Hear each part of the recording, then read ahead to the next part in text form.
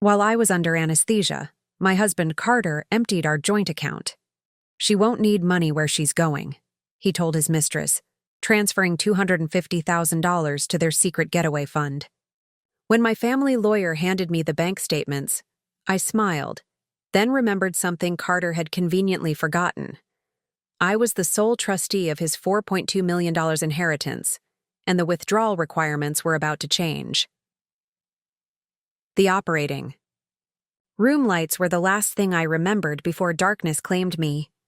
Before we jump back in, tell us where you're tuning in from, and if this story touches you, make sure you're subscribed, because tomorrow I've saved something extra special for you. The surgeon had been optimistic about removing the tumor, but warned me the procedure was complex and recovery would be lengthy. Carter had kissed my forehead, promised to be waiting when I woke up, and told me not to worry about anything but getting better. That was the last genuinely caring moment in our 7-year marriage, though I didn't know it yet. The pain was the first sensation that greeted me when consciousness returned, a deep, throbbing ache radiating from my abdomen, dulled but not eliminated by whatever medication flowed through my IV. The hospital room was dimly lit, the steady beeping of monitors my only company. Through the window, I could see stars against a black sky. Night then. But what night? How much time had passed? I tried to move, wincing as agony shot through my core. A soft moan escaped my lips, and suddenly a figure appeared at my bedside. Not Carter, but a nurse with kind eyes and a gentle touch. "Easy now, Mrs. Blackwood," she said, adjusting something on my IV. "I'm Connie. You've just come out of a major surgery. Try not to move too much." "Carter?" I managed to croak, my throat raw from the intubation tube, a flicker of something. Hesitation? Concern? Crossed Connie's face before she composed herself. "Your husband stepped out a while ago. Said he needed to handle some business matters. I'm sure he'll be back soon." Business matters. I squinted at the wall clock. 2:17 a.m.? Something felt wrong, but the medication was pulling me back under before I could puzzle it out. The next time I woke, sunlight streamed through the window. A different nurse checked my vitals, but still no Carter. My phone sat on the bedside table, and I reached for it despite the pain. 3 days had passed since my surgery. 3 days, and not a single text or missed call from my husband. "Nurse," I called weakly. "Has my husband been here at all?" The young man, his badge read Nick, looked uncomfortable. "I've been on shift since yesterday morning, Mrs. Blackwood. I haven't seen anyone visit except hospital staff." Cold dread pooled in my stomach, having nothing to do with my surgical wound. Carter and I had our issues like any couple, but disappearing while I was hospitalized? That wasn't just unusual, it was unthinkable. I tried calling him, but the call went straight to voicemail. Same with texts. I was about to call his office when Dr. Athena Marshall entered, chart in hand. "Mrs. Blackwood, good to see you awake. How's your pain level?" "Manageable," I lied. "How did the surgery go?" Dr. Marshall smiled. "Better than expected. We were able to remove the entire tumor, and preliminary pathology suggests it was benign. You're not completely out of the woods. We'll need follow-up scans to confirm we got everything, but I'm cautiously optimistic." Relief washed over me. Then shame at the realization that my first thought wasn't gratitude for my health, but anger at Carter's absence during such a pivotal moment. "That's wonderful news," I said, trying to match her enthusiasm. "When can I go home?" "I'd like to keep you for at least another 2 days for observation. Recovery from this type of surgery is significant, Mrs. Blackwood. You'll need substantial support at home for the first few weeks. Is there someone who can assist you?" "Carter should be that someone." "Where was he?" "My husband," I said automatically, then hesitated. "Or maybe my sister." Dr. Marshall nodded, making a note in my chart. "Rest now. We'll discuss discharge planning tomorrow." After she left, I managed to reach my sister Delia, who promised to visit that afternoon. Then, summoning my strength, I opened my banking app. Carter and I maintained separate accounts but shared one joint account for household expenses and emergencies. The screen loaded, and my blood ran cold. Balance: $47.83 just 3 days ago. That account had held over $250,000. Our emergency fund, built carefully over years, and substantially boosted by my recent bonus as executive director at the foundation where I worked. Frantically, I checked the transaction history. A single withdrawal, just hours after my surgery began, $249,972.17, transferred to an account I didn't recognize. The room seemed to spin, and not from medication. Carter had emptied our joint account while surgeons were cutting into my abdomen. While my life hung in the balance, he was stealing our safety net. My trembling finger hit the call button for the nurse. When Nick appeared, I forced my voice to remain calm. I need to make an important call, but my phone's almost dead. Could I use the room phone for a private conversation? 5 minutes later, I was connected to Eva Hernandez, the family attorney who had handled my parents' estate after their death, and who managed various legal matters for me since. "Delia, what a pleasant surprise," Eva said warmly. Then, registering my hospital surroundings via video call. "My God, are you in the hospital? What happened?" Briefly, I explained the surgery, then cut to my more pressing concern. "Eva, Carter has emptied our joint account, nearly $250,000, gone. And he's disappeared. No contact since before my surgery 3 days ago." Eva's expression hardened from concern to focused determination. "Give me the account details. I'll look into this immediately." "There's something else," I added, lowering my voice though the room was empty. "The Marshall Trust. Carter's inheritance from his grandfather. I'm still the trustee, correct?" "Yes," Eva confirmed. "After his parents died, his grandfather amended the trust to name you as trustee until Carter turns 40. He was concerned about Carter's spending habits. You have fiduciary responsibility, but significant discretionary power regarding distributions." A plan began forming in my mind, even as waves of betrayal and heartbreak crashed over me. Carter's trust fund was worth approximately $4.2 million. As trustee, I approved his quarterly distributions, generous amounts that allowed him to maintain the lavish lifestyle he'd grown accustomed to since childhood, despite his middling success as an entrepreneur. "Eva, I need you to do 2 things. Urgently. First, find out where that money went. Second, I need complete documentation of my powers as trustee. I believe it's time for a thorough review of the distribution requirements." Eva's eyes widened slightly as understanding dawned. "I'll have everything to you by tomorrow morning. And Delia, I'm so sorry about Carter. This is beyond reprehensible."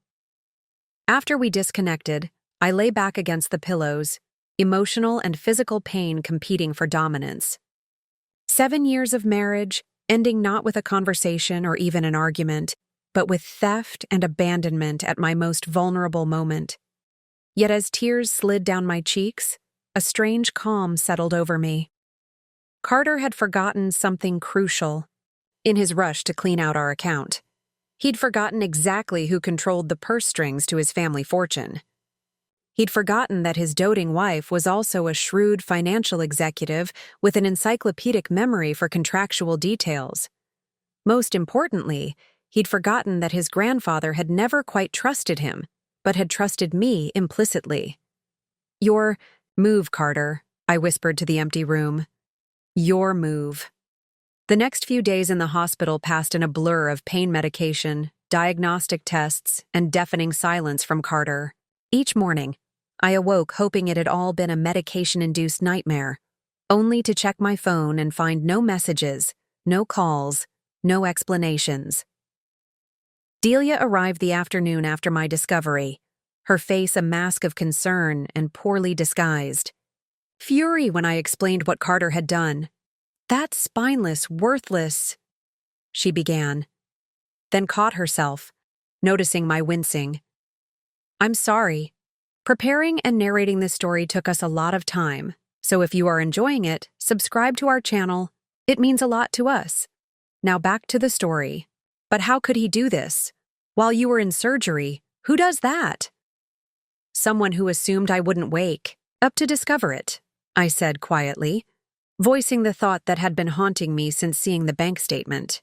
Or someone who doesn't care if I do because he's not coming back? Have you called the police? Delia asked, already reaching for her phone. I shook my head. Not yet. Eva is gathering information first.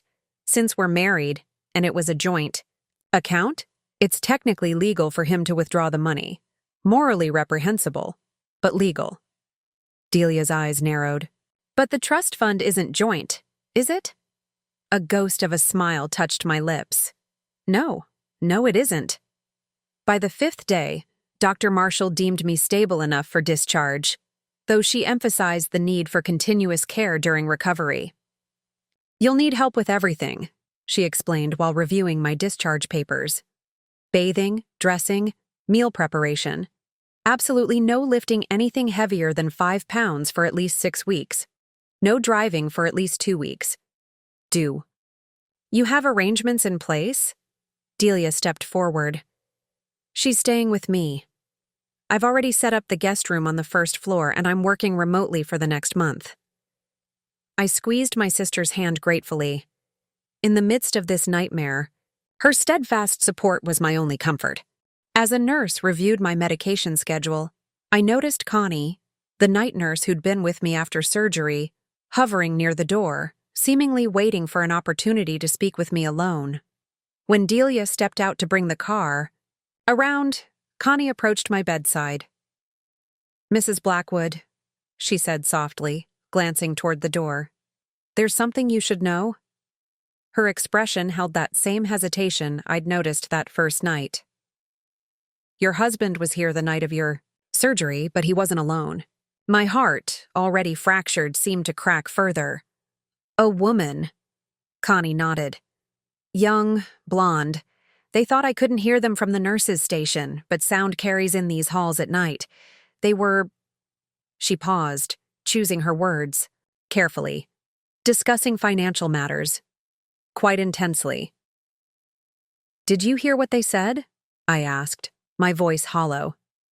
Connie's eyes met mine, filled with compassion and something harder, indignation on my behalf. He told her she won't need money where she's going. Then something about finally being free to start their new life. I'm sorry, Mrs. Blackwood. I debated whether to tell you, but it didn't sit right with me, keeping it to myself. The room tilted slightly, and I gripped the edge of the bed to steady myself. Not only had Carter stolen our money, but he'd brought his mistress to my hospital room while I was unconscious, discussing their future over my vulnerable body. Thank you for telling me, I managed. Would you be willing to write down what you heard? I may need it. Connie produced a folded paper from her pocket. Already did, with the date and time. I've been a nurse for 20 years, Mrs. Blackwood. I've seen all kinds of family dynamics in crisis, but this? She shook her head. This crossed a line. I took the paper, this small but potentially crucial piece of evidence, and tucked it into my purse.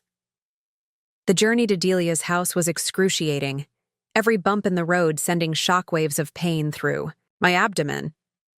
By the time she helped me into her guest bedroom, I was pale and sweating, barely able to stand.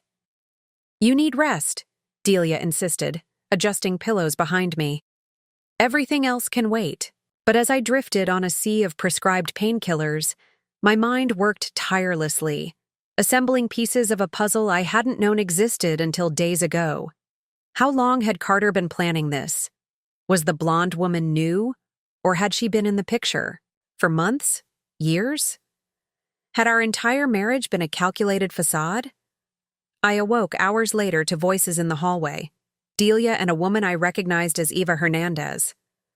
Struggling to sit upright, I called out to them. Eva entered, impeccably dressed as always, carrying a leather portfolio. Despite my disheveled appearance and the clearly unplanned business meeting in a bedroom, she maintained her consummate professionalism, Delia, she greeted me with a nod. I have the information you requested. Delia helped adjust my position and placed a glass of water within reach as Eva laid out documents on the bed. The money was transferred to an account at Pacific Coast. Dank, Eva began without preamble. A joint account between Carter Blackwood and Connie LaRue. Connie, I repeated, confused. My night nurse was named Connie. Different Connie, Delia clarified quickly. Go on, Eva. Eva placed a photograph on top of the papers. A striking blonde woman, perhaps 10 years my junior, smiled brilliantly at the camera, her arm wrapped around Carter at what appeared to be a beach resort. Constance Connie LaRue, 31, former administrative assistant at Carter's office. She left the company approximately 6 months ago. 6 months. While I was scheduling appointments with specialists, undergoing biopsies, and facing my mortality, my husband had been plotting his escape with his administrator. The account was opened 4 months ago, Eva continued. Small deposits initially, then the large transfer during your surgery. 2 days later, most of that money moved again, to a bank in the Cayman Islands. My chest tightened. He's running, Eva? Nodded grimly. It appears so. There's more. I had my investigator do some basic checking. Carter and Ms. LaRue booked one-way tickets to Grand Cayman. They departed yesterday morning. The finality of it struck me like a physical blow. While I lay recovering from major surgery, my husband was literally fleeing the country with another woman and our money. Now, Eva said, her tone shifting as she pulled out another set of documents. About the Marshall Trust. I've reviewed the terms thoroughly. You have more leverage than even I recalled. For the first time in days, I felt something other than pain and betrayal. I felt power stirring. Eva spread the trust documents across the bedspread, her manicured finger tracing key provisions as she spoke. The Marshall Trust was established by Carter's grandfather, Abraham Marshall, with very specific intentions, she explained. Abraham was old school, believed in family legacy, but was deeply concerned about Carter's financial responsibility. Or rather, his irresponsibility. I nodded, remembering my few meetings with the austere patriarch before his death 4 years ago. He'd taken an immediate liking to me, appreciating my background in financial management and what he called my sensible nature. At the time, I'd found his approval warming. Now it seemed almost prophetic. The trust contains approximately $4.2 million in diversified assets, Eva continued. As trustee, you have significant discretionary powers regarding distributions. Carter receives quarterly payments, but those are subject to your approval and certain behavioral conditions. Behavioral conditions? Delia interjected, bringing me a cup of tea. What kind of conditions? Eva's expression shifted to something almost admiring as she pulled out a specific document. This is where old Abraham showed his brilliance. Section 7, paragraph 3. Distributions to the beneficiary are contingent upon the beneficiary maintaining financial responsibility, ethical behavior, and adherence to family values as interpreted by the appointed trustee. I blinked. That's remarkably vague. Intentionally so, Eva confirmed. Abraham wanted the trustee, you, to have maximum flexibility. There's more. In the event the trustee determines the beneficiary has violated these conditions, the trustee may, at their sole discretion, modify, reduce, or suspend distributions for a period they deem appropriate.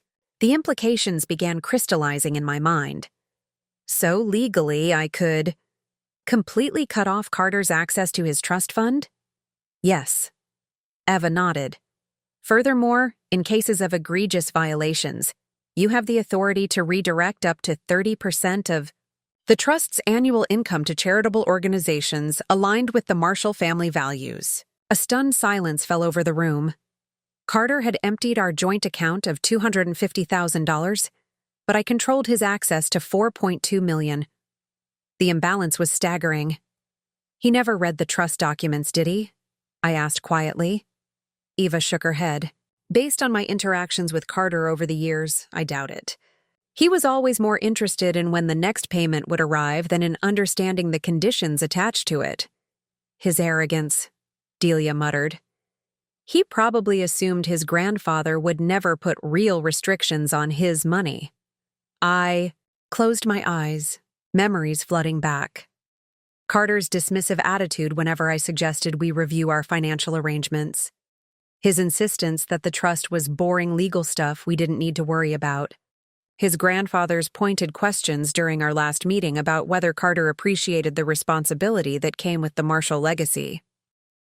"There's one more thing you should see," Eva said, her tone shifting slightly as she pulled out a sealed envelope. "Abraham left this with me with instructions to give it to you if a situation ever arose where Carter's behavior called his trustworthiness into serious question. I believe we've reached that threshold." With trembling fingers, I broke the seal. Inside was a single sheet of heavyweight stationery bearing the Marshall family crest. The handwriting was shaky but determined, written, I realized, in Abraham's final months.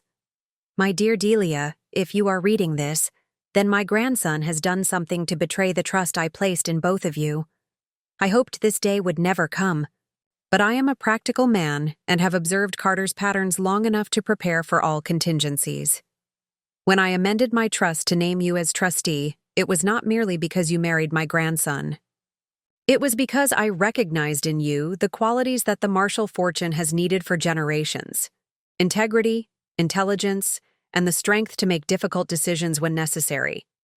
Carter has always had charm and potential, but lacks the character built through adversity. He has never understood that wealth is a responsibility, not merely a privilege. I hoped your influence would guide him toward becoming the man he could be.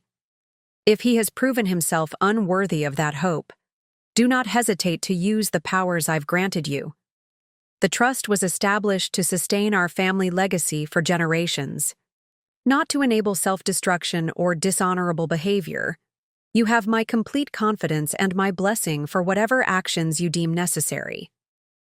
With respect and affection, Abraham Marshall. Tears blurred my vision as I finished reading. This letter, written years ago by a man who had seen more clearly than I had, felt like a lifeline thrown across time. He knew, I whispered. Somehow, he knew Carter might do something like this. Abraham Marshall built his fortune by being an excellent judge of character, Eva said gently. He recognized something in you that he felt his own grandson lacked. I carefully refolded the letter, my mind racing with implications and possibilities. For days, I'd felt utterly powerless, betrayed, abandoned, and literally weakened physically. But Abraham's letter and the trust provisions shifted everything. "So what now?" Delia asked, breaking the contemplative silence. "You could cut him off completely." "I could," I agreed. "But that would just be reacting. I need to think strategically." I turned to Eva. "When is the next quarterly distribution scheduled?" 2 weeks from now, she replied. "Approximately $85,000. And Carter is expecting that money? Given the timing of his departure and the fact that he's set up in a tax haven with limited funds, I'd say he's counting on it. The previous distribution was 3 months ago, and based on his spending patterns..." She trailed off. "He's probably running low," I finished, "which means in 2 weeks he'll be checking his account, expecting that deposit." A plan began taking shape in my mind. Not born from vindictiveness, though the hurt was still raw, but from a clarity that seemed to cut through the fog of pain and medication. "Here's what I need," I said, sitting up straighter despite the pull of stitches. "First, I need to know exactly where Carter is in Grand Cayman. Second, I need to understand every nuance of my powers as trustee. And third..." I paused, a coldness settling into my voice that surprised even me. "I need to know what Carter and his mistress are saying to each other right now. Whether they're celebrating their escape or already planning their next move." Eva raised an eyebrow. "You want surveillance?" "I want information," I corrected. "Before I make any decisions, I need to know whether this betrayal was a momentary, moral failure or part of something more calculated." I know someone, Eva said after a moment's consideration. Discreet, thorough, and able to operate internationally. But Delia, are you sure you're up for this? You're still recovering from major surgery. I met her gaze steadily. Carter chose the timing of this betrayal, not me. He thought my illness made me vulnerable. He was wrong. It's made me resolute.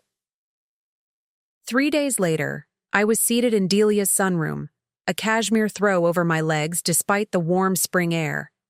Recovery was proceeding, but slowly. Every movement remained. An exercise in managing pain and fatigue washed over me in unpredictable waves.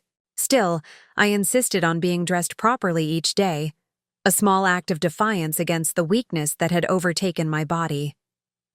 Eva arrived promptly at 11 a.m., accompanied by a compact, serious-looking man she introduced as Aaron Mercer, Mr. Mercer is a former intelligence officer who now specializes in discreet information gathering, Eva explained as Delia brought coffee. He's been in Grand Cayman for the past 48 hours. Aaron nodded tersely, opening a sleek laptop. Mrs. Blackwood, I'll be direct. Your husband has established himself quite comfortably at the Royal Palms Resort in 7 Mile Beach. He's traveling under his own name and making no particular effort to hide his presence. He thinks he's untouchable, I murmured. With good reason, Aaron continued. The Cayman Islands make it notoriously difficult to pursue financial matters legally. He's opened an account with Cayman National Bank and transferred most of the funds from the Pacific Coast account there. And Connie LaRoe? I asked, surprised by how steady my voice remained when speaking her name. Aaron tapped a few keys, bringing up photographs on his screen. Carter, tanned and relaxed, lounging by an infinity pool. Beside him, the blonde woman from Eva's photograph, wearing an electric blue bikini and oversized sunglasses, cocktail in hand. They were laughing, carefree, while I sat wrapped in blankets, managing surgical pain. They're presenting themselves as a couple, Aaron explained, scrolling through more images. Carter and Connie at dinner, walking on the beach, shopping in high-end boutiques. Based on their interactions with resort staff, they're planning an extended stay. They've booked the oceanfront suite for 3 months. My stomach tightened. 3 months. Exactly how long my recovery was expected to take. They had timed everything around my illness, calculating that by the time I was well enough to take action, they would be firmly established elsewhere. There's more, Aaron said, his tone shifting slightly. I managed to access Mr. Blackwood's email through methods I won't detail. You should see these. He turned the laptop toward me. The screen displayed an email chain between Carter and someone named Nick Farrow, Carter's college friend who had become a financial advisor, from Carter Blackwood to Nick Farrow. Subject, RE, Trust Fund. Question Nick. Thanks for checking, but I'm sure it's fine. Delia has been handling the quarterly distributions for years without asking questions. She just signs whatever Eva puts in front of her. Besides, she's dealing with major health issues right now. Trust me, she's not thinking about trust fund technicalities. Once we receive the next distribution, we should be set until I can figure out how to access the principal. There must be some way around the age 40 restriction. Keep looking into options. By the way, if Delia or her sister tries to contact you, don't respond. As far as anyone knows, you haven't heard from me in months. Carter, I read the email twice, each word landing like a physical blow. The casual dismissal of my intelligence and agency. The assumption that I blindly signed documents without understanding them. The calculated exploitation of my illness. There are dozens more, Aaron said quietly. Would you like to see them? I nodded, my jaw clenched, so tightly it ached. For the next hour, Aaron methodically walked me through Carter's digital trail. Emails to Connie discussing their escape plan dating back 9 months, well before my diagnosis. Communications with a Cayman Islands real estate agent about long-term property investments. Exchanges with a divorce attorney exploring options. for divorcing an incapacitated spouse with minimal financial obligation. Most damning was an email from the day of my surgery, from Carter Blackwood to Connie LaRue. Subject, done, it's handled, account emptied. When Dr. Marshall called with an update, I made appropriate sympathetic noises, but between us, the prognosis isn't good. Complications during surgery. They're not optimistic about recovery. No reason we can't accelerate our timeline. I've booked us on tomorrow's flight. Pack for paradise, beautiful. This time next week, we'll be starting our new life with no more pretending and no more burdens. C. Delia, who had been reading over my shoulder, made a sound somewhere between a gasp and a growl. He told them you weren't expected to recover, while you were fighting for your life in surgery? The final pieces clicked into place. Carter hadn't just stolen our money. He'd created a narrative where I wasn't expected to survive, giving himself both an alibi for his absence and a justification for emptying the account. It wasn't just betrayal. It was calculated erasure of my existence. "There's one more thing you should hear," Aaron said, producing a small digital recorder. I placed a recording device in their suite. "This conversation took place last night." He pressed play, and Carter's voice filled the sunroom. "Did you see the balance? The transfer should be hitting in 10 days. 85 grand, baby. We can start looking at that waterfront property you liked." Connie's voice, bright with excitement. "Are you sure there won't be any issues with the money? What about Delia?" Carter's laugh, dismissive and chillingly familiar. "Delia? She's probably still drugged up in a hospital bed. Even if she's figured out what happened, what can she do? She's stuck in recovery for months, and by then, we'll have everything locked down here. Besides, she has no idea how the trust actually works. My grandfather set it up so I get paid no matter what. It's bulletproof." Connie again, slightly hesitant. "But she's the trustee, right? That means something." "It means she signs papers."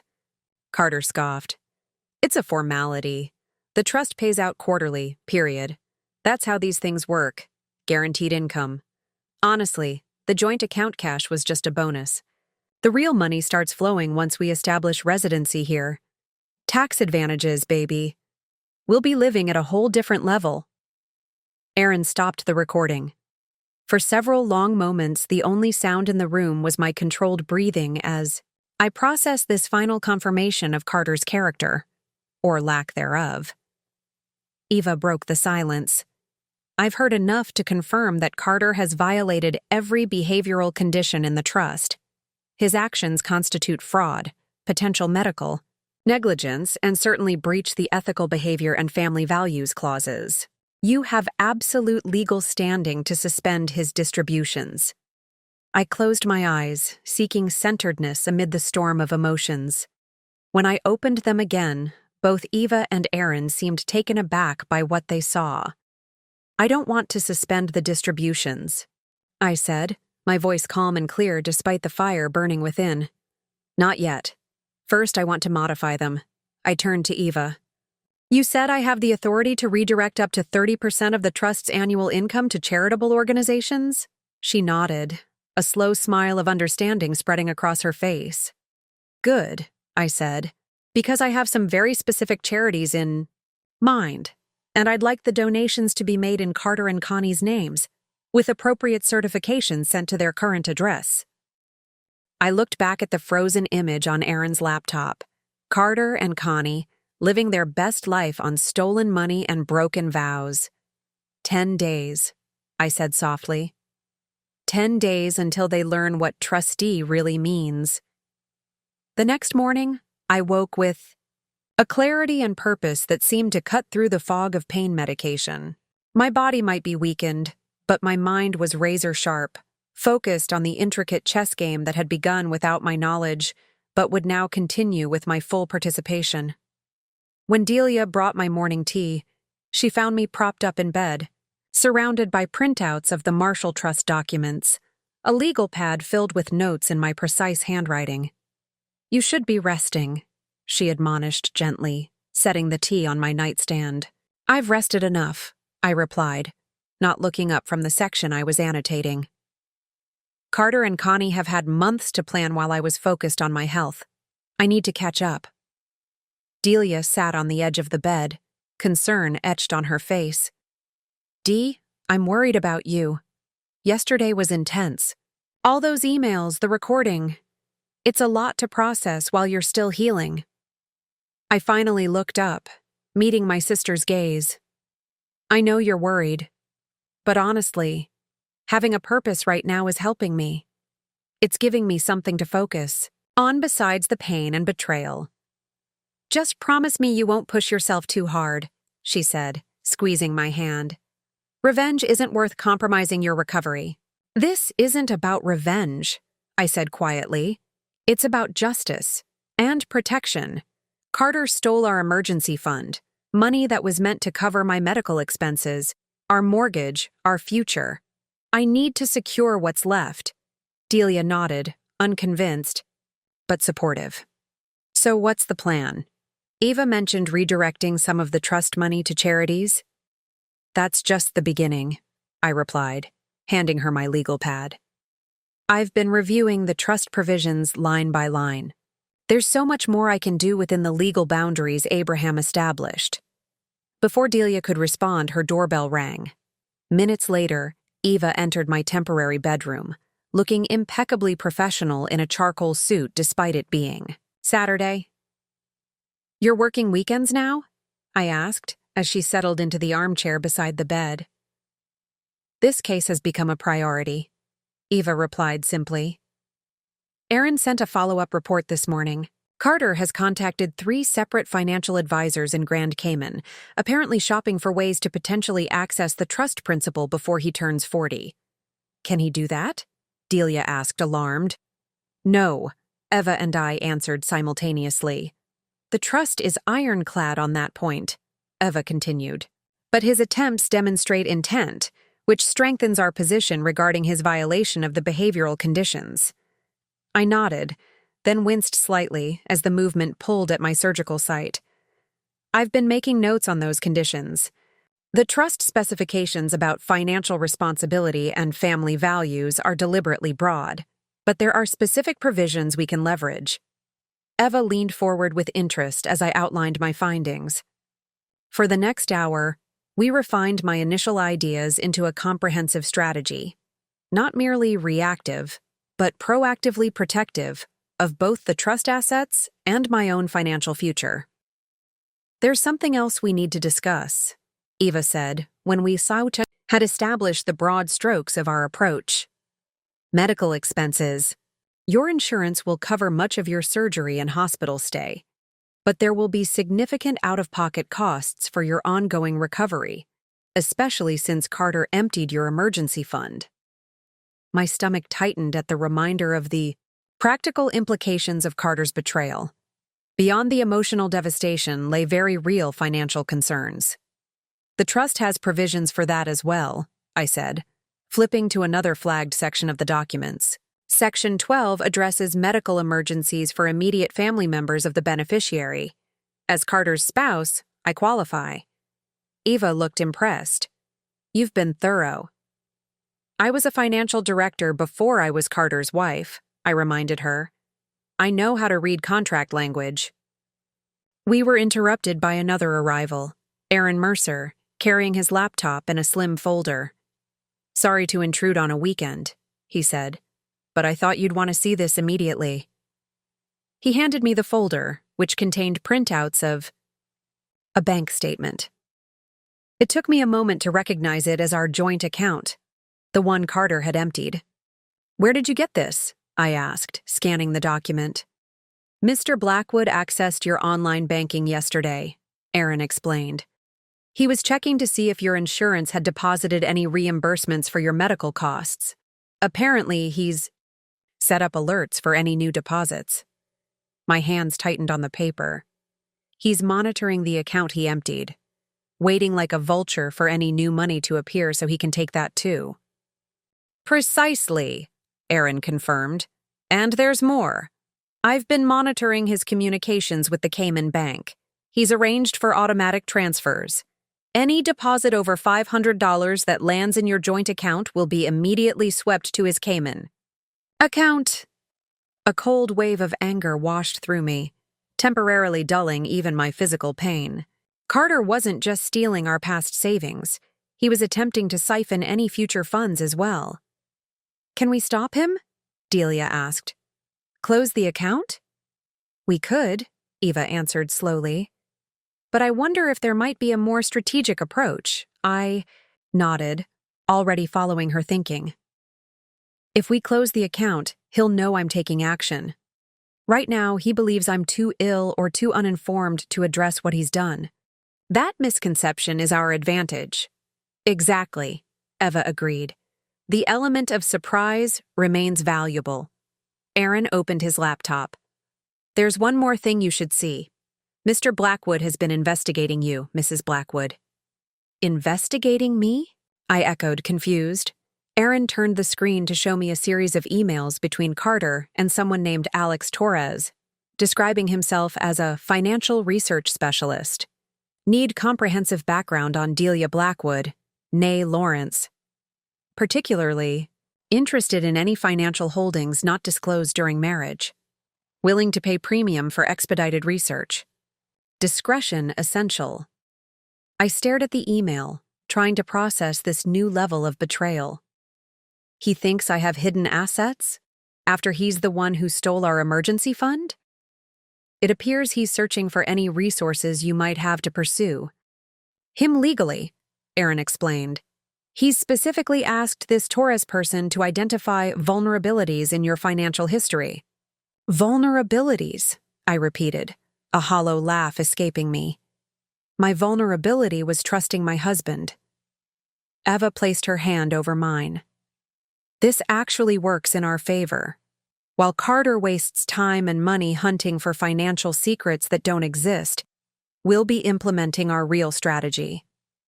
I looked at the three people gathered around my sickbed: my sister Delia, whose steady support never wavered; Eva, whose legal expertise was matched only by her evident outrage on my behalf; and Aaron, whose investigative skills were providing the intelligence we needed to act effectively. In my weakened state, I had found strength through this unlikely team. Carter believed I was alone, incapacitated, and powerless. He was wrong on all counts. "We have 8 days until the quarterly distribution," I said, my voice gaining strength. "Let's make every one of them count." Before I met Carter, I said. The following morning, as Delia helped me settle at her dining room table for our strategy meeting, I managed a $50 million portfolio for the Lawrence Foundation. "Did you know that?" Eva looked up from her legal pad. "I knew you worked in finance, but I wasn't aware of the scope." Carter wasn't either. "Not really," I continued, accepting the cushion Delia placed behind my back to ease the pressure on my incision site. He knew I was good with numbers, as he put it, but he never showed any interest in understanding what I actually did. Aaron arrived, nodding a greeting as he set up his laptop. That tracks with his psychology. From what I've gathered, he views financial expertise as valuable only when it serves his interests directly. Exactly, I agreed. When we met, I was transitioning from portfolio management to development director at the Children's Hospital Foundation. Less pressure, more meaningful impact. At least, that's what I told myself. I paused, reflecting on choices made years ago. In reality, I was scaling back my career to accommodate our relationship. Carter's business ventures always seemed to require my support and attention. Delia made a disgusted sound. "He systematically diminished you." "No," I corrected gently. "I diminished myself. That's an important distinction, and it stops now." I opened my laptop, not the personal one I'd used during my marriage, but my old professional machine I'd kept in storage. With a few keystrokes, I pulled up a secure cloud drive. For 15 years before meeting Carter, I specialized in complex financial structures, particularly trusts, endowments, and generational wealth management. I worked with families much like the Marshalls, helping them protect and grow their assets while navigating the emotional complexities that come with inherited wealth. I turned the screen to show them a comprehensive analysis of the Marshall Trust I'd created overnight, complete with flowcharts, decision trees, and projection models. This is... Eva trailed off, clearly impressed. This is who I was before. I became Mrs. Blackwood, I said simply. Carter saw me as a caretaker who happened to be a trustee. He never bothered to learn that I was once considered one of the top financial strategists for family trusts under $10 million. Aaron let out a low whistle as he scrolled through my analysis. This is professional-grade work. It is professional work, I corrected. Just because I stepped back from full-time financial management doesn't mean I lost the skills. For the next hour, I walked them through my comprehensive strategy. Not just for the immediate response to Carter's betrayal, but a long-term approach to managing the trust in accordance with Abraham's intentions while protecting my own interests. The trust generates approximately $340,000 in annual income, I explained, highlighting the relevant section of my analysis. Carter receives quarterly distributions totaling $340,000 annually, effectively the entire income. However, the trust provisions actually only guarantee him a minimum of 50% of annual income. The remaining 50% is distributed at the trustee's discretion. Eva's eyes widened slightly. And you've been approving full distribution all these years. Because we were married and his grandfather wanted to provide for him generously, I confirmed. But given the changed circumstances, I'm exercising my discretion differently. I clicked to the next page of my presentation. Phase 1, Immediate Response. We redirect 30% of the trust income, the maximum allowed for charitable donations under Section 9, to 3 organizations: the National Center for Financial Abuse Prevention, the Surgical Recovery Support Network, and the Marshall Family Medical Research Fund, which Abraham established before his death. All perfectly aligned with the trust's stated values, Eva noted with approval. Phase 2, I continued, involves reducing Carter's quarterly distribution to the minimum 50%, guaranteed by the trust, with the remaining 20% held in reserve. For what purpose? Aaron asked. The trust allows for accumulation of undistributed income for major expenses that advance the beneficiary's long-term financial stability. Traditionally, things like education, home purchases, or business investments. I explained. I'm establishing a separate account for these funds with specific release conditions. And Phase 3? Delia prompted. I took a deep breath. Phase 3 involves my own financial protection. Under Section 15, Paragraph 7, the trustee is entitled to reasonable compensation for services rendered. For 7 years, I've waived that compensation. No longer. The standard trustee fee for a trust of this size is 1.2% of assets annually, approximately $50,000 per year, Eva noted. Precisely, I confirmed. Retroactive for 7 years. Aaron looked impressed. That's $350,000. $347,862 to be exact, I corrected. Almost exactly the amount Carter stole from our joint account, plus estimated interest. He never read the fine print, Delia said, a note of wonder in her voice. All these years you could have been paid for managing his trust. I didn't need the money then, I said quietly. We were partners, or so I thought. But Carter has changed the rules of our relationship. Now I'm simply exercising the rights I've always had but chose not to use. I closed my laptop, feeling a strange mixture of sadness and resolve. Carter dismissed me as just signing papers. He's about to discover exactly what those papers mean in the hands of someone who actually understands them. Over the next 3 days, my strength gradually improved, allowing me to work for longer, stretches before fatigue overtook me. My temporary office in Delia's sunroom became command central, with documents, laptops, and legal references spread across the table. Eva had brought in a junior associate, a sharp young attorney named Mia, to help process the mounting paperwork. Aaron maintained his surveillance in Grand Cayman, providing daily updates on Carter and Connie's activities, primarily a nauseating parade of beach lounging, champagne brunches, and jewelry shopping. "They've put a deposit on a waterfront condo," Aaron reported during our morning conference call. $5 million with financing contingent on proof of ongoing income. "They've submitted the Marshall Trust documentation as verification." I raised an eyebrow. "Did they provide the complete trust documents?" "No," Aaron replied. "Just the distribution schedule showing the quarterly payments. Carefully edited, too. Remove any mention of trustee discretion or behavioral conditions." "Fraud by omission," Eva noted, making a notation in her ever-present legal pad. "Add it to the file," I directed Mia, who was compiling a comprehensive record of Carter's actions. "Do we have the bank records from before our joint account was emptied?" Mia nodded, passing me a thick folder. 6 months of complete statements.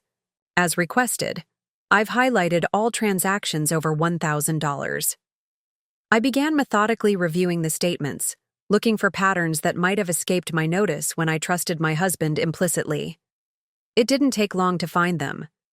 "Look at this," I said, spreading several statements across the table. "Regular withdrawals of $3,000 to $5,000 in cash, always on Tuesdays when I had my weekly foundation meeting." I flipped to another section. "And these transfers to an account? At First Republic, $2,500 every 2 weeks, starting 9 months ago." Eva examined the statements. "Do we know whose account that is?" "Connie LaRue," I confirmed grimly.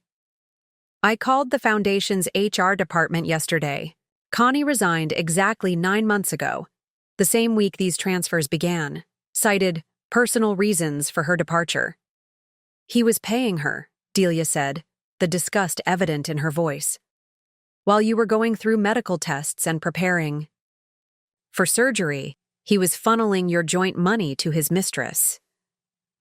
I continued parsing the statements, separating transactions into categories: legitimate household expenses, Carter's personal spending, unexplained cash withdrawals, and direct transfers to Connie or unknown accounts. By lunchtime, I had reconstructed a damning financial timeline. For at least 9 months, possibly longer, Carter had been systematically diverting funds from our joint account. The pattern accelerated after my diagnosis, with larger withdrawals and transfers coinciding with each stage of my illness. "The timing is telling," Eva observed, reviewing my analysis. "The weekend after your first round of tests, he withdrew $7,000 in cash. The day after your diagnosis was confirmed, he transferred $12,000 to the Cayman account." "He was hedging his bets," I said quietly. "If I recovered quickly, he could continue the slow siphoning. When the surgery became necessary, he accelerated his timeline." Aaron's afternoon update brought additional evidence. Carter had been making inquiries about divorce attorneys in Grand Cayman, specifically those who specialized in international asset protection. "He's planning for you to pursue him legally," Aaron explained, "but he believes the combination of offshore banking and his residency status will protect him." "He's not entirely wrong," Eva admitted. "International financial cases are notoriously difficult to pursue, especially in jurisdictions like the Caymans. That's why your position as trustee is so crucial. It's your leverage point that bypasses those protections." As the day progressed, I compiled a second set of documents, a complete account of my own financial contributions to our marriage. My salary from the foundation, which had covered most of our daily expenses. The inheritance from my parents, that had provided the down payment for our home. The countless hours of unpaid labor managing our household while Carter pursued his frequently changing entrepreneurial visions. "What are you doing?" Delia asked, bringing me tea as the afternoon light began to fade. "Building a complete picture," I replied, not looking up from my calculations. "Not just of what Carter took, but of what I contributed. I need to understand the full scope before I can respond appropriately." The numbers told a story Carter had never acknowledged, that despite his trust fund and family name, I had been the primary financial stabilizer in our marriage. My consistent income had covered our health insurance, property taxes, and most daily expenses, while his quarterly distributions funded our luxuries and his business ventures. You know what's ironic, I said as I finalized my analysis. If Carter had simply asked for a divorce, he would have remained in full control of his trust. I would have signed off on the distributions without question, as I always have. But he wanted everything, Delia observed. The trust, your joint savings, and freedom from any financial obligation to you. Precisely, I agreed. And in attempting to take everything, he's jeopardized the one thing that was genuinely secure, his trust income. By evening, I had completed my comprehensive financial reconstruction. The picture it painted was clear and devastating. Carter had been methodically extracting himself financially from our marriage for nearly a year, while creating the illusion of supporting me through my health crisis. I closed the final folder, a cold resolve settling in my chest. We have everything we need now. For the trust modifications? Eva asked. For that, I confirmed, and for whatever comes next. Carter thought he was the only one making strategic financial moves. He was wrong. The next morning brought an unexpected visitor to Delia's house. Dr. Athena Marshall arrived shortly after 9, medical bag in hand, her professional demeanor as crisp as her white coat. Your post-surgical follow-up, she explained as Delia showed her into the sunroom where I had established my workspace. Since you missed your scheduled appointment yesterday. I winced, both from the movement of sitting up straighter and from the realization I'd completely forgotten the appointment amid my financial investigations. I'm sorry, Dr. Marshall. Time has become fluid lately. She nodded understandingly as she took my vitals. Considering the circumstances, that's hardly surprising. Your sister explained some of what's happening when she called to reschedule. I shot Delia a questioning look. Only the basics, Delia defended.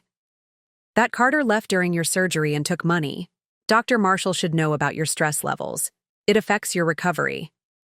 Dr. Marshall's expression remained professionally neutral as she examined my surgical site. The incision is healing well, but your blood pressure is elevated. That's concerning at this stage. Unavoidable, I'm afraid, I replied. There are matters I need to address. Dr. Marshall sat down across from me, setting aside her stethoscope.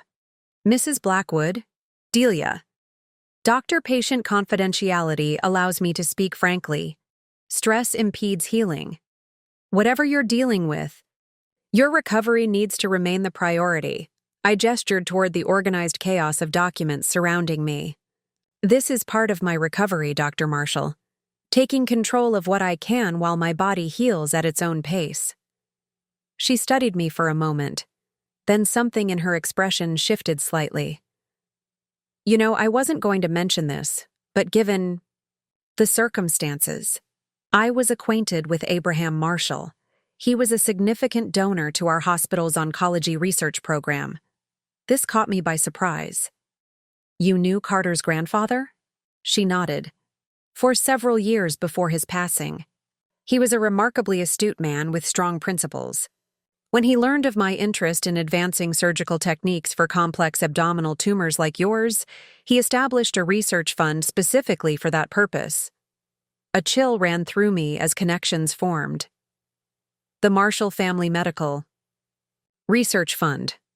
Exactly, Dr. Marshall confirmed. Abraham expressed particular satisfaction that his fund might someday benefit his grandson's wife, should the need arise. She paused significantly. The fund that still operates under trustee supervision. Understanding dawned. You're saying the research that helped develop my surgical procedure was partially funded by the very trust I now manage? Circles within. Circles, Dr. Marshall said with a slight smile. Abraham believed in what he called purposeful wealth, money directed toward meaningful impact. He spoke quite highly of you as the future steward of the Marshall legacy. After Dr. Marshall, Left, having extracted a promise that I would prioritize rest alongside my financial campaign, Delia looked at me curiously. "That was an interesting coincidence," she remarked. "I'm beginning to think there are no coincidences where Abraham Marshall was concerned," I replied thoughtfully.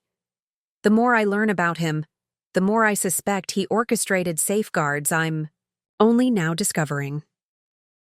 Later that afternoon, Eva arrived with another addition to our growing team. A distinguished older gentleman she introduced as Gregory Phelps, forensic accountant. "Mr. Phelps has extensive experience with trust enforcement and financial malfeasance," Eva explained as he arranged his leather portfolio on the table.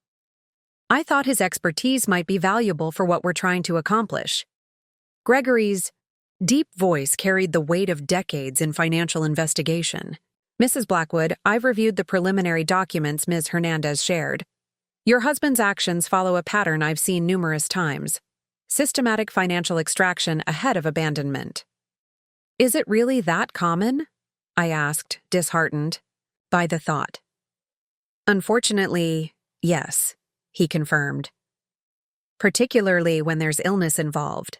Medical vulnerability creates a perfect cover for financial predation. The victim is focused on survival, not bank statements."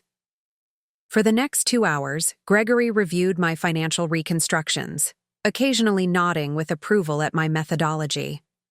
His experienced eye caught several patterns I'd missed. Small transfers disguised as bill payments that actually went to a separate account. Cash withdrawals timed with Carter's supposed business trips. "He was building his escape fund for longer than 9 months, Gregory concluded, showing me a spreadsheet he'd constructed. "Based on these patterns, I'd estimate the planning began approximately 14 months ago. Shortly after your annual physical showed the first anomalies that eventually led to your diagnosis." I sat back, absorbing this revelation. 14 months. Before I even knew I was ill, before the tumor was identified. When I was still experiencing only vague symptoms, easily attributed to stress or age. "How could he have known?" I whispered, more to myself than the others. Gregory's expression was sympathetic, but firm. "He may not have known specifically about your health, but something triggered his decision to begin extracting himself financially. In my experience, these actions often coincide with the beginning of an extramarital relationship." The implication was clear. Carter's relationship with Connie likely predated my illness entirely. My diagnosis hadn't caused his betrayal. It had merely accelerated a plan already in motion. Aaron's afternoon update seemed to confirm this theory. His contact at the Royal Palms Resort had accessed records showing Carter and Connie had stayed there together twice in the previous year, once coinciding with Carter's technology conference in Miami, and again during his business development retreat 6 months later. "He's been living a double life for at least a year," Aaron concluded, "using your joint funds to finance romantic getaways with Ms. LaRue." As this new information settled over me, I felt a strange sense of clarity, rather than additional hurt. The betrayal was deeper than I'd imagined, but in a way, that made my path forward clearer. This wasn't a momentary moral failing or a panic response to my illness. It was a calculated, long-term deception. 5 days until the quarterly distribution, I said, my voice steady. "I think it's time to bring in one more resource." "Who did you have in mind?" Eva asked. I pulled up an email on my laptop and turned the screen for her to see. "Someone who understands the Marshall family dynamics better than anyone else alive. Abraham's sister, Carter's great-aunt Vivian." Vivian Marshall Bradford arrived the following morning like a force of nature. At 84, she retained the commanding presence that had made her a formidable business leader in her own right, separate from the Marshall family enterprises. Her silver hair was styled in an elegant bob, her posture perfect despite her age, and her eyes, the same startling blue as Carter's, missed nothing as Delia showed her into the sunroom. "So this is where the resistance is being mounted," she declared, surveying our operation with evident approval. "Good to see the Marshall strategizing gene didn't die with my brother." "Thank you for coming on such short notice, Mrs. Bradford," I said, attempting to rise from my chair before she waved me back down. "Vivian, please, and don't disturb your healing for formality's sake," she insisted, settling into the chair opposite me. "I've been waiting for your call ever since I heard about Carter's latest escapade." "You already knew?" I asked, surprised. Vivian snorted delicately. "The Cayman Islands banking community is smaller than you might think, especially for those of us who've been navigating it for decades. Word travels when a marshal starts making inquiries about circumventing trust restrictions." She fixed me with a penetrating gaze. "What I don't know is why you waited so long to contact me." "I needed to understand the full scope of the situation first," I admitted. "And frankly, I wasn't sure where your loyalties would lie." Vivian's laugh was sharp and surprisingly youthful. "Family loyalty is about upholding values, not blindly supporting reprehensible behavior. Abraham and I were aligned on that point, if few others." She reached into her handbag, extracting a slim file folder. "Now, I believe these might be useful to your cause." The folder contained photographs and documents dating back decades. Carter as a child with his parents and grandfather, family, celebration photos, and most significantly, trust documents predating the current version I was administering. "The Marshall Family Trust has existed in various forms for 3 generations, Vivian explained, pointing to amendments and revisions spanning 50 years. "What's interesting is how Abraham modified it after Carter's parents died. Each revision added more stringent behavioral conditions and greater trustee powers." I leafed through the documents, noting the progression. "He was responding to patterns he observed in Carter's behavior?" "Precisely," Vivian confirmed. "My brother was no fool. He watched Carter grow increasingly entitled and financially irresponsible through his 20s. By the time you entered the picture, Abraham was genuinely concerned about Carter's capacity to manage wealth responsibly." "But he still left him the trust," I pointed out. "With you as trustee," Vivian countered. "That was no accident, my dear. Abraham interviewed 3 of Carter's serious girlfriends before you. None were appointed trustee." This revelation stunned me into momentary silence. Abraham had interviewed me? Those casual lunches and seemingly friendly conversations about my career and values had been assessments? "Don't look so shocked," Vivian said, correctly interpreting my expression. "Abraham had no children of his own. The Marshall fortune was his life's work. He wasn't about to entrust its stewardship to someone he hadn't vetted thoroughly." "Did Carter know about this vetting process?" Vivian's expression turned wry. "What do you think?" "I think Carter believed his grandfather accepted me because he loved me," I said slowly. "Not because Abraham saw me as a financial safeguard against Carter's impulses. And therein lies the fundamental miscalculation Carter has made his entire life," Vivian replied. "He assumes things are given to him because he deserves them, not because others have worked to provide them. It's why he's never read the trust provisions. In his mind, the money is simply his by birthright." Eva, who had been quietly observing our exchange, leaned forward. "Mrs. Bradford, Vivian, your insights into the family dynamics are invaluable. But I'm curious why you've chosen to become involved now." Vivian's expression hardened slightly. "Because what Carter has done violates everything the Marshall name stands for.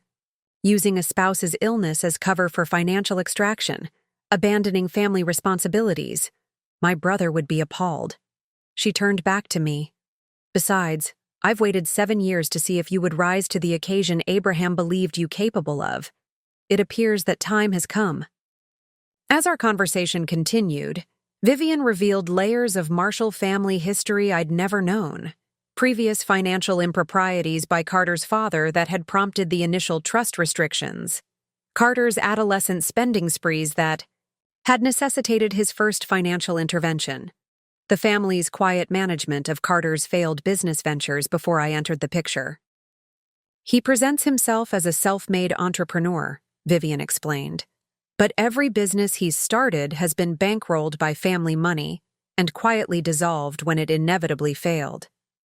The image of success without the substance, that's Carter's specialty.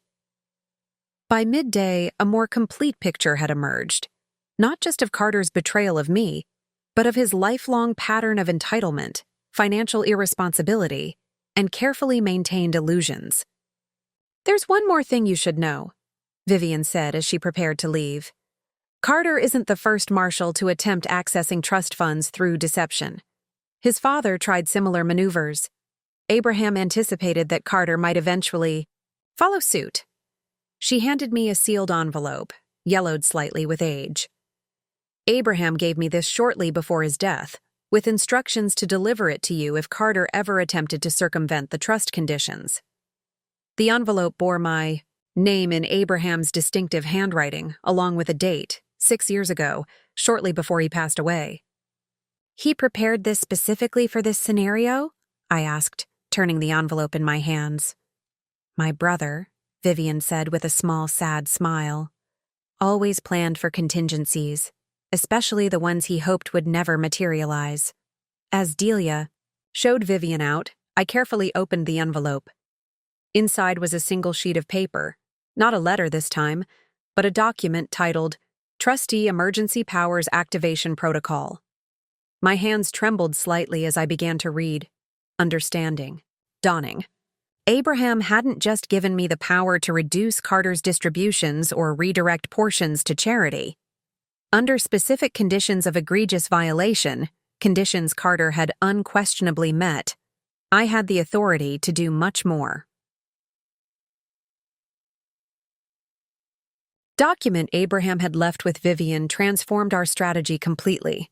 For the remainder of the day, Eva, Gregory, and I pored over the Emergency Powers Activation Protocol, analyzing its implications and verifying its legal validity.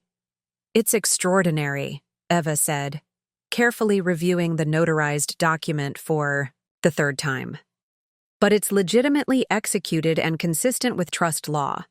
Abraham essentially created a failsafe within the trust structure. The protocol outlined a set of specific conditions under which the trustee could activate enhanced powers over the trust assets. 3 conditions needed to be met: documented financial malfeasance by the beneficiary, actions contrary to explicitly stated Marshall family values, and attempts to circumvent trust provisions. Carter had achieved this trifecta with remarkable efficiency. Once activated, the protocol granted me temporary but extensive control, including the ability to suspend all distributions for up to 1 year, require financial counseling as a condition of reinstating payments, and most significantly, establish a secondary oversight committee to review all future distribution requests. Abraham created this specifically to address the scenario we're facing, I said, still processing the implications. He anticipated that Carter might someday attempt to access funds improperly or abandon his responsibilities. "The question is," Gregory interjected, "how do we leverage these powers most effectively? Simply cutting off Carter's funds might feel satisfying, but it could drive him to more desperate measures." I leaned back in my chair, wincing slightly as my healing incision protested the movement. "We need to be strategic, not punitive. The goal isn't to hurt Carter, but to protect the trust assets and establish appropriate accountability." As evening approached, Aaron's daily update provided the final piece we needed. Carter had submitted formal documentation to the Cayman property. Developers, using the upcoming trust distribution as proof of income for financing his new beachfront property. The closing was scheduled for 3 days after the distribution date, with a non-refundable deposit of $100,000 already paid from the funds he'd taken from our joint account. He's financially committed himself to a timeline dependent on receiving that distribution, Aaron explained. If the money doesn't arrive as expected, he'll lose the deposit and potentially face penalties for breach of contract. "Which creates our perfect window of opportunity," I said, clarity crystallizing into certainty. "We activate the emergency protocol the day before the scheduled distribution." Eva looked concerned. That's cutting it extremely close. The banking protocols for trust distributions typically initiate 48 hours in advance. Exactly, I agreed. We'll let those protocols begin. Let Carter see the pending transaction in his account. Then we activate the emergency powers and redirect the funds according to our new framework. The psychological impact would be significant, Gregory noted. Seeing the expected funds and then having them removed at the last moment. It's not about psychological impact, I corrected. It's about creating a moment of financial vulnerability that will necessitate communication. Right now, Carter believes he can simply ignore me while living off the trust income. We need to change that equation. Over dinner, Delia expressed concerns about my approach. This feels like it's becoming about revenge, Dee. I'm worried about what that might do to your recovery. I put down my fork, considering her words carefully. It's not revenge, though I understand why it might appear that way. It's about establishing consequences and creating leverage. Carter needs to understand that financial abandonment has repercussions. But completely cutting off his funds? Delia pressed. Isn't that extreme? It's temporary, I explained. And necessary to bring him to the negotiation table. Right now, he has no incentive to address what he's done or take responsibility for his actions.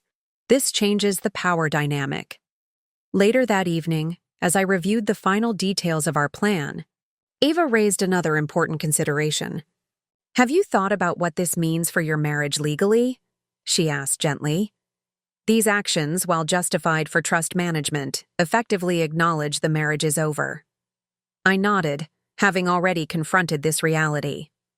I've known that since I saw the bank account emptied. What Carter did wasn't just financial betrayal. It was abandonment during my greatest vulnerability. There's no coming back from that. Then we should discuss divorce strategy as part of this plan, Eva suggested. Your position as trustee is separate from your marital status, but the timing of divorce proceedings could affect other financial considerations. Let's hold on divorce filing for now, I decided after careful thought. First, we need to establish the new trust parameters. Once Carter understands his financial future is contingent on proper resolution of our marital assets, we'll have more productive negotiations. By midnight, our strategic framework was complete. I would activate the emergency protocol 24 hours before the scheduled distribution. The pending transaction would appear in Carter's account, then be replaced by a formal notification of distribution suspension under the emergency powers provision.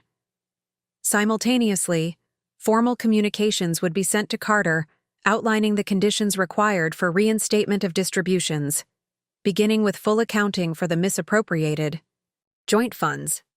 3 days, I said as our team dispersed for the night. In 3 days, Carter learns that his financial future isn't as secure as he believed. As Delia helped me prepare for bed, she asked quietly, "Are you sure you're ready for his reaction? When he realizes what you've done, he won't take it quietly." I settled against the pillows, feeling strangely calm despite the confrontation looming on the horizon. For 7 years, I've lived with a man who believed I was financially naive. It's time he discovered just how wrong he's been. For the first time since waking from surgery to discover Carter's betrayal, I slept deeply and dreamlessly, the sleep of someone who had found their path forward. The day before the scheduled distribution dawned clear and bright, a stark contrast to the storm we were about to unleash. I awoke earlier than usual, a sense of purpose cutting through the lingering surgical pain and fatigue. "Today's the day," Delia said, bringing me tea and medication. "How are you feeling?" "Ready," I replied simply. After 11 days of investigation, planning, and preparation, the moment had arrived to transform knowledge into action. Eva arrived at 8 a.m. sharp, accompanied by a notary public. The emergency powers activation protocol required formal documentation to implement, including notarized attestations regarding the conditions that necessitated its use. Once we file these documents with the trust administrator, there's no turning back Eva cautioned as I reviewed the final paperwork. Are you absolutely certain you want to proceed? I met her gaze steadily. Carter made his choice when he emptied our account during my surgery. I'm simply responding to the situation he created. With a sense of solemn purpose, I signed the multiple documents required to activate Abraham's fail-safe provisions. Each signature felt like both an ending and a beginning. The end of my passive acceptance of Carter's entitlement. The beginning of a new chapter where I fully embraced the responsibility Abraham had entrusted to me. At precisely 9:30 a.m., Eva submitted the executed documents to the trust administrator electronically, while simultaneously sending formal notification to Carter via certified email, regular email, and express courier to his Cayman Islands address. Delivery confirmed. Aaron reported at 9:45 a.m. The email has been received on Mr. Blackwood's device, though not yet opened. Now we waited. The trust distribution had been scheduled for electronic deposit at 10 a.m. the following day. According to normal banking procedures, a pending transaction notification would appear in Carter's account within hours, showing the expected $85,000 quarterly payment in process. By noon, Gregory confirmed the trust administrator had processed our documents and implemented the emergency protocol. The distribution has been officially suspended, he reported. The pending transaction notice will be replaced with a suspension notification by end of day. At 2:17 p.m., Aaron's monitoring system alerted us that Carter had checked his bank account. He's seeing the pending deposit notification, Aaron confirmed. Based on his subsequent actions, he's already contacting the property developers to confirm the closing schedule. He thinks the money is coming, Delia murmured, a mixture of satisfaction and apprehension in her voice. For about 6 more hours, I replied. Then reality arrives.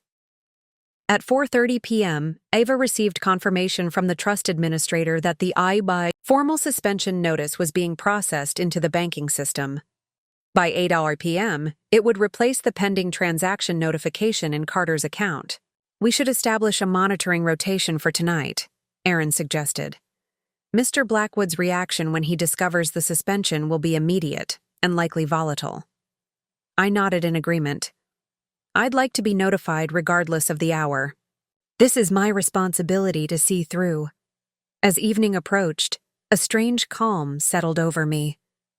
For days, I had focused entirely on the mechanics of activating the emergency protocol, on building the case and executing the strategy. Now, with everything in motion, I found myself reflecting on the deeper implications of what was happening. Carter was about to discover that actions have consequences, perhaps for the first time in his privileged life. The call came at 3:18 a.m. I was already half awake, anticipation making true sleep impossible. Aaron's voice was crisp despite the hour. He's just checked his account and found the suspension notice. His reaction is significant. I reached for the tablet on my nightstand where Aaron had set up a secure monitoring dashboard. Carter's electronic activities were displayed in real time, frantically refreshing his bank account, attempting to call the trust administrator, closed until morning, and finally composing a series of increasingly agitated emails. The first went to his financial advisor, emergency. Trust payment blocked. Need immediate assistance. This must be a mistake. Closing on property in 2 days. Call me ASAP regardless of hour. The second, sent minutes later, went to a Cayman Islands attorney. Distribution from Marshall Trust suspended without warning. Need to know my legal options for forcing immediate release of funds. Critical financial commitments pending. The third email, sent at 3:27 a.m., went to an unfamiliar address with the subject line, Need loan immediately. Delia appeared in my doorway, tying her robe. Is it happening? I nodded, showing her the dashboard. He's panicking, exactly as expected. At 3:42 a.m., Carter's phone records showed him making a call to the property developer, despite the hour. The call lasted less than a minute, likely voicemail. By 4:15 a.m., Carter had made 17 attempts to contact various financial institutions, advisors, and attorneys. The pattern showed escalating desperation as he encountered the implacable reality of business hours and unavailable assistance in the middle of the night. At 4:23 a.m., Carter finally opened the formal notification email from the trust administrator. The system showed him downloading the attached documents, the emergency powers activation protocol, and my detailed accounting of his violations of trust conditions. For 11 minutes, there was no digital activity. I imagined him reading through the documents, the gradual dawning of understanding that this was no banking error or temporary glitch. Then, at 4:34 a.m., his first direct response, an email to my personal account. "What the hell do you think you're doing? You can't block my trust payments. That money is mine. Fix this immediately or you'll regret it." The threat, though vague, was unmistakable. I showed the email to Aaron, who had joined us via video call. "Classic first response," Aaron commented. "Denial of reality, assertion of entitlement, followed by intimidation. I'd expect escalation within the hour." He was right. At 5:07 a.m., a second email arrived. "Delia, I don't know what lies you've been told or what you think you know, but this is a serious mistake. The trust doesn't work this way. Grandfather set it up to provide my income. You're just the paper pusher. Call off whatever this is, or I'll be forced to take legal action against you." The dismissive characterization, "just the paper pusher," nearly made me laugh despite the tension. Even now, facing direct evidence of my authority, Carter clung to his illusion of my financial naivety. By 6 a.m., Carter had progressed to calling my phone repeatedly. I let each call go to voicemail, following our agreed strategy of controlled, documented communication only. He's trapped on an island with no access to his expected funds, a major financial commitment pending, and the sudden realization that the money he's counted on his entire adult life isn't guaranteed, Eva observed when she arrived at 7:30 a.m. Psychologically speaking, he's experiencing a perfect storm. The question is, Delia said, what will he do next? We didn't have to wait long for the answer. By mid-morning, Carter's digital frenzy had evolved into a more coordinated response. He had retained a Cayman Islands attorney specializing in trust disputes, who sent a formal letter demanding immediate reinstatement of distributions and threatening legal action for improper exercise of trustee powers. Eva reviewed the letter, with professional detachment. Boilerplate intimidation. He hasn't actually read the trust documents or the emergency protocol. If he had, he'd know these threats are groundless. As we prepared our formal response, Aaron reported that Carter and Connie were making hasty arrangements to return to the United States. They've booked flights for tomorrow morning. Their property closing has been postponed pending resolution of a temporary financial matter. He's coming back to confront you in person, Delia said, concern evident in her voice. Good, I replied calmly. Face-to-face negotiation is more efficient than long-distance legal posturing. At noon, following our predetermined timeline, I authorized Ava to send our comprehensive response package to Carter, his attorney, and the trust administrator. The package included a detailed accounting of Carter's financial malfeasance, including bank records of his systematic withdrawal of joint funds during my illness, documentation of his attempts to circumvent trust provisions through Cayman Islands, financial vehicles, Nurse Connie's sworn statement regarding Carter's comments while I was unconscious, a formal notice of conditions required for reinstatement of trust distributions. These conditions were clear and non-negotiable.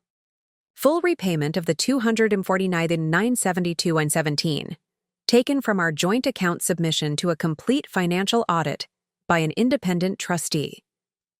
Participation in financial responsibility counseling as mandated by the trust provisions, formal acknowledgement of trust, violations and written commitment to adhere to conditions. He'll fight this, Gregory predicted as we finalized the documents. His entire self-image is built on financial entitlement. Let him fight, I said. Every legal challenge will only strengthen our position and deplete whatever resources he has remaining. By late afternoon, Carter's attorney requested an emergency video conference. Ava handled the call, maintaining our strategy of keeping me one step removed from direct confrontation until Carter met our initial conditions. Their position is deteriorating rapidly, Ava reported afterward. The property developers are demanding evidence of financial solvency within 48 hours, or they'll retain the deposit and seek penalties. His attorney actually asked if we would consider releasing just enough funds to cover the property transaction. And your response? I asked. That full repayment of the joint account funds must precede any discussion of partial trust distributions.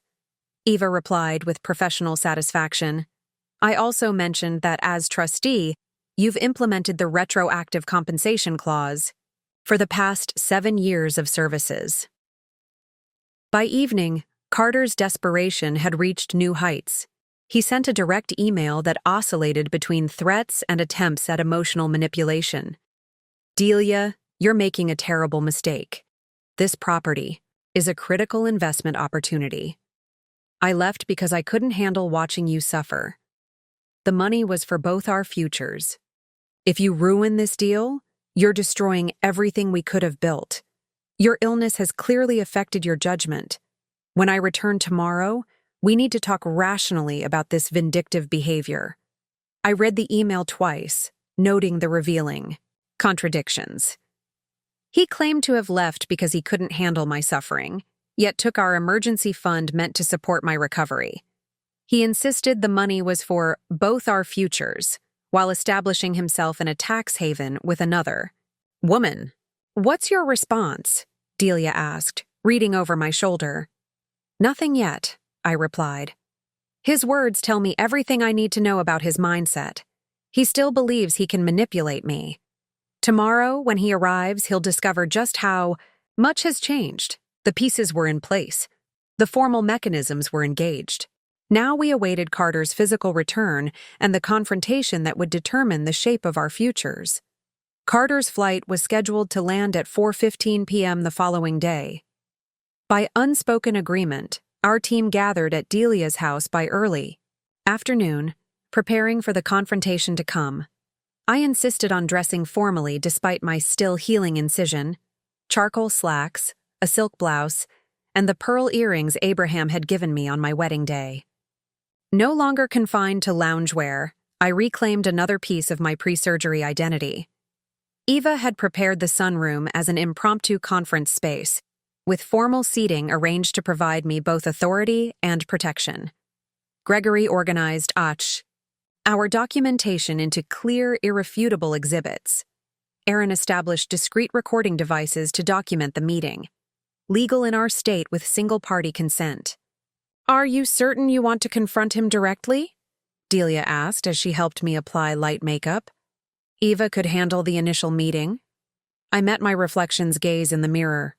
The woman looking back appeared thinner, perhaps, but her eyes held a clarity and resolve I hadn't seen in years.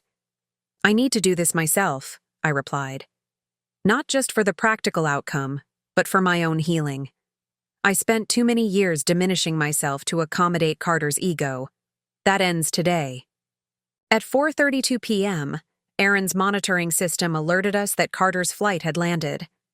By 5:17 p.m., his rented car was turning onto Delia's street. I took my position in the sunroom, Eva flanking me on one side, Gregory on the other, with relevant documents arranged precisely on the table before me. When the doorbell rang, I nodded to Delia. Show him in. Carter strode into the sunroom with the confident air of someone who expected to quickly resolve an unfortunate misunderstanding. He wore linen pants and a casual designer shirt. Beach casual, inappropriate for the serious financial discussion ahead. The dissonance was telling. His confident expression faltered momentarily when he saw the formal arrangement of the room and the assembled team. He had clearly expected to find me alone, weakened by surgery and emotionally vulnerable. Delia, he began, his tone a practiced blend of concern and authority. "This has gotten completely out of hand. I came straight from the airport to sort this out." He glanced pointedly at the others. "Privately." "That won't be necessary," I replied, my voice cool and professional. "Everyone here is familiar with our situation and has a relevant role in today's discussion." Carter's facade cracked slightly. "Look, I understand you're upset about the account. I can explain everything if you'll just listen reasonably." "I'm listening," I said, gesturing to the chair positioned across from me. "Please, explain why you emptied our joint account while I was in surgery. Explain why you told your mistress I wouldn't need money where I was going. Explain why you've been systematically funneling our joint funds to offshore accounts for months while I was focused on my health crisis." Color drained from Carter's face as he realized I knew far more than he had anticipated. His eyes darted to the meticulously organized documents on the table. "You've been spying on me?" he demanded, shifting immediately to indignation.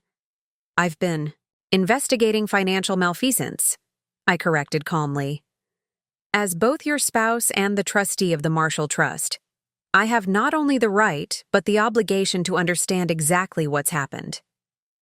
"The trust is my inheritance," Carter snapped, his sense of entitlement surfacing. "You're just the administrator." I smiled slightly, sliding Abraham's emergency powers document across the table. "Perhaps you should read the actual provisions before making assertions about how the trust works." As Carter scanned the document, his expression transformed from confidence to shock to something approaching fear. For perhaps the first time in his adult life, he was confronting financial consequences he couldn't charm or manipulate his way around. "This can't be legal," he muttered, looking up with narrowed eyes. "I assure you it is," Eva interjected smoothly. "Verified by multiple trust attorneys, your grandfather was quite thorough." Carter's calculated facade crumbled entirely, revealing the frightened, entitled man beneath. "What do you want from me?" he demanded. "Accountability," I answered simply, "beginning with the return of the funds you took while I was fighting for my life." The confrontation with Carter lasted 3 hours and 17 minutes. It progressed through predictable stages: denial, anger, attempted manipulation, desperate bargaining, and finally, grudging acceptance. By 8:45 p.m., he had signed a comprehensive agreement that Eva had prepared in advance, with only minor modifications. The terms were straightforward. Carter would repay the full amount taken from our joint account within 7 days. In exchange, I would authorize a one-time emergency distribution of $35,000 from the trust, enough to cover his immediate expenses, but not the Cayman property deposit. All future distributions would require adherence to a structured financial responsibility plan, including quarterly reviews with the newly established Oversight Committee. After Carter left, shell-shocked and diminished, our small team shared a quiet moment of triumph. He actually believed he could walk in here and charm his way back into control, Delia marveled, pouring celebratory tea since wine remained off limits during my recovery. "Men like Carter rarely face real consequences," Gregory observed. "Their confidence comes from lifetime experience of managing to talk their way out of accountability." "Until they encounter someone who sees through the facade," Eva added, raising her teacup in my direction. The satisfaction was real, but tempered with a certain melancholy. 7 years of marriage had ended not with dramatic declarations, but with signatures on legal documents and clinical discussions of financial settlements. It was necessary, appropriate, and still somehow sad. Later that night, unable to sleep despite physical exhaustion, I sat in Delia's garden beneath a clear sky scattered with stars. The cool night air carried the scent of jasmine from the flowering vines along the fence, simple pleasures I might have missed during my previous life of dinner parties and charity galas with Carter. Delia found me there, draping a light blanket over my shoulders before settling into the adjacent chair. "Penny for your thoughts," she said softly. "I'm thinking about Abraham," I replied after a moment. about how clearly he saw what I couldn't or wouldn't see about Carter, and about how he created this elaborate safety net for me years before I needed it. He was an extraordinary man, Delia agreed. The irony is that if Carter had simply asked for a divorce, if he'd been honest about wanting to leave, about Connie, I would have given him everything he wanted. I would have signed off on his quarterly distributions without question. I would have made it easy for him. But Carter doesn't do honesty, Delia pointed out. His entire life is built on appearance over substance. And now? Now he faces the consequence of that choice. Limited access to his trust, financial oversight, and the beginning of divorce proceedings where his actions will be fully documented. We sat in comfortable silence for several minutes, the distant sound of night insects providing gentle background to our thoughts. "What about you?" Delia finally asked. "What comes next for Delia Blackwood?" It was a profound question that had been forming in the back of my mind throughout the ordeal. Who was I, separate from my identity as Carter's wife? What did I want for my future now that the life I'd planned had disintegrated? "First, I complete my physical recovery," I said, my hand unconsciously touching my healing incision. "Then I think I'll contact the Children's Hospital Foundation about returning to work. Not as development director this time, but perhaps in financial oversight." "Using your skills more directly again?" Delia nodded approvingly. "Abraham saw something in me that I'd allowed to become dormant during my marriage," I continued. "A capacity for financial stewardship and ethical oversight. I think it's time I fully embrace that part of myself again." As we sat beneath the stars, I felt a sense of possibility opening before me. Not despite the betrayal and loss, but somehow because of it. Carter had intended to diminish me through his actions. Instead, he had inadvertently created the circumstances for me to reclaim the strength and capability I had set aside for too long. "You know," I said with a small, genuine smile, "I think this might actually be the beginning of something better." Up next, you've got 2 more standout stories right on your screen. If this one hit the mark, you won't want to pass these up. Just click and check them out. And don't forget to subscribe and turn on the notification bell so you don't miss any upload from us.